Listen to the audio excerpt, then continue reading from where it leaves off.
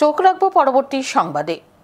কৃষ্ণপুর স্কুলে শিক্ষক নিগ্রহের ঘটনার নিন্দা জানালো অল ত্রিপুরা স্কুল কম্পিউটার শিক্ষক সংঘ। সংঘের পক্ষ থেকে শুক্রবার আগরতলা প্রেস ক্লাবে সাংবাদিক সম্মেলনের আয়োজন করা হয়। সাংবাদিক সম্মেলনে সংঘের প্রবক্তা শুভঙ্কর রায় কি বলছে শোনাচ্ছি। খোয়াই জেলার কৃষ্ণপুর হাই স্কুলে যে শিক্ষক নিগ্রহ হয়েছে তারই প্রতিবাদ। শিক্ষক একটা সমাজের কারিগর এবং ছাত্রছাত্রীরা দেশের ভবিষ্যৎ, কিন্তু এখানে দেখা গেল যে দেশের ভবিষ্যতের হাতে সমাজের কারিগর নিগৃহীত হচ্ছে। এটা কোনোভাবেই কাম্য নয়।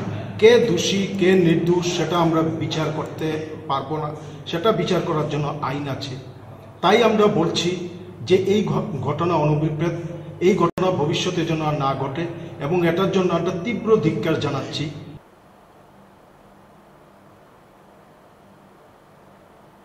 15 নভেম্বর কৃষ্ণপুর উচ্চ বিদ্যালয়ে কম্পিউটার শিক্ষক বিপুল বিশ্বাসকে অর্ধনগ্ন করে মারধর করা হয়েছিল।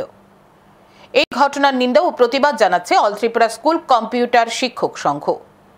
কৃষ্ণপুর স্কুলের ঘটনায় যেই দোষী হোক না কেন আইন হাতে তুলে নেওয়া ঠিক হয় না।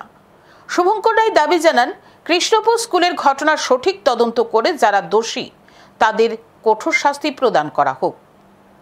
এখন সময় বিরতির রয়েছে আরো খবর, সঙ্গে থাকুন।